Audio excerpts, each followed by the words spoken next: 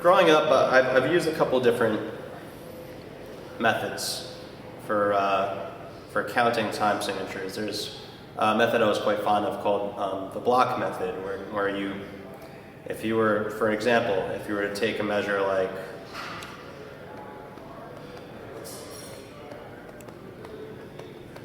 like 5/8, right? 5/8 would be 1, 2, 3, 4, 5, 1, 2, 3, 4, 5, 1, 2, 3, 4, 5. If you take 1 and 2 and 3, 1 and 2 and 3, 1 and 2 and 3, 1 and 2 and 3. Count the divisions more in a quarter note pulse, but subtract the last eighth note. And that would equal 5/8. So for 7/8, it would be 1 and 2, 1 and 2 and 3 and 4, 1 and 2 and 3 and 4, 1, 2, 3, 4, 5, 6, 7, 1, 2, 3, 4, 5, 6, 7, 1 and 2 and 3 and 4.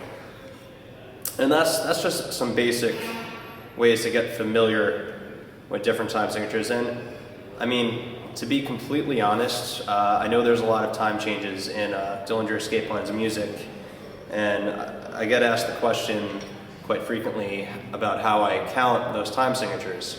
And the reality is that I don't count at all, because I interpret each small fragment of rhythm almost as a language, almost as each small fragment of rhythm I interpret as a word, and words strung together will create sentences, sentences strung together will create paragraphs.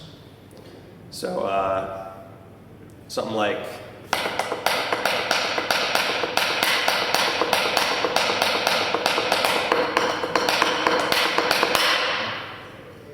I just see that as kind of just little sets of words, and it kind of just, if I'm not thinking about the numbers, I find personally for me, I can feel the music. If someone were to ask me what the time signature is, I'd probably have to sit there for a second and think about it and count them and let them know, or sit there and write it out. But at the same time, this may not work for everybody, but for me, I just memorize the rhythm and really focus on the rhythm, almost as if it's another language. If you're learning any type of language, and that was the philosophy for even learning the previous Dillinger material prior to when I joined the band.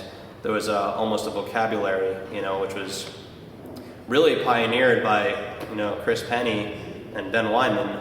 They're founding members of this band, and they created and developed and pioneered this style that I kind of had to really absorb like a sponge and adapt, and then learn it and then do my own thing with it, so to speak. So a lot of it is just a lot of like split, ones and twos and sometimes threes, but it's just like snare kick, kick, snare kick, snare kick, kick, snare, snare, snare kick, kick, snare kick, any type of almost like binary code in a way.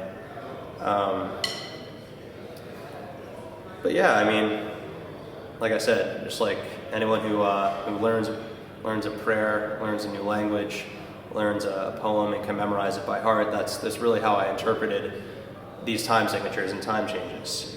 It's not necessarily numbers. It's more of a lyrical approach.